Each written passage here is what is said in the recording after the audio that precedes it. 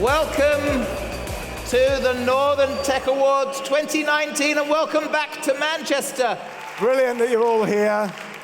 It's great to have you guys out there. And I tell you what, it's great being up here. Particularly good because from this vantage point, I can look down on my two co-founders. Hi Manish, where are you Manish? Hi Per, making trouble? So anyway, last week I was at my daughter's parents' evening, which for those parents in the room is of course always a moment of trepidation, sitting on those tiny classroom chairs, more like a giraffe on a moped, I would say. And I noticed on the wall in bright bold lettering their school motto, aspire not to have more, but to be more. And of course it sounds cheesy, and probably more fitting for a preacher than an investment banker, but it is a message that asks us to question why it is we do what we do. Does it make us fulfilled, or is it just a means to an end? And if we take a moment to look at the world around us, there's never been a better time to be a tech entrepreneur. Entrepreneurship is celebrated now more than ever, and it's having a great impact on the ambition of the next generation, many of whom are launching businesses rather than taking the more traditional path. Also, the nice thing I've noticed is that the entrepreneur heroes we celebrate today in the media and elsewhere have often built tech companies, whether it's Steve Jobs, Elon Musk, Jack Ma, and many, many others. But we also live in a time when it seems the challenges facing businesses like ours are greater than ever. This evening, believe it or not, the UK was poised to leave the EU.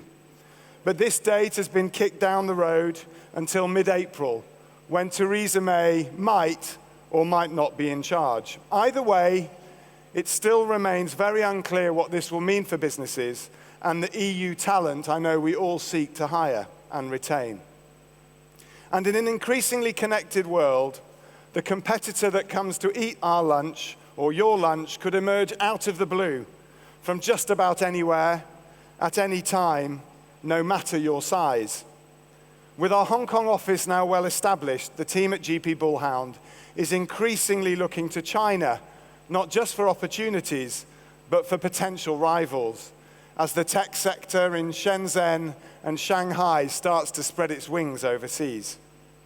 The pace of business and the pace of change today is exhausting, and ensuring your company keeps up with the latest opportunities and threats is exhausting as well. There's a temptation, I think, to treat entrepreneurs like superheroes, and the media often paints them that way. But they're human. You're human. And keeping up with the challenges of modern business can be demanding, both on your mental and physical health, in ways we don't talk about enough. All too often, the struggles faced by entrepreneurs are talked about in romanticized stories about the humble garages where Google and Apple began, about how a fun little side project at a podcasting company became Twitter. But it's not very romantic when you're putting your payroll on the credit card, or you're 24 hours from closing the deal or closing your business. And a few years ago, the Ignite Accelerator took its cohort on a retreat so the founders could talk to each other about their mental health. This is something Ignite still does, which is great, but it's not a normal part of an accelerator program, or indeed the tech culture. And maybe it should be. The pressure tech founders face can be enormous, especially when there's an investor breathing down your neck. And yet, despite all this, as David said, the northern tech scene is stronger than ever. Crisp Thinking raised $25 million from a US-based fund to globalize its role in social media safety. The Hut Group has grown ever bigger through acquisition and has just embarked upon a world-class base for 5,000 people in the city. And we led a $9 million investment into Partnerize from Newcastle, allowing them to extend their lead in partner marketing software. So, while founder challenges will not and should not go away, The infrastructure in this region is being built at pace. The huge expansion at Manchester Airport makes connecting this city and the region easier than ever. We're seeing tech-focused property deals all across the north.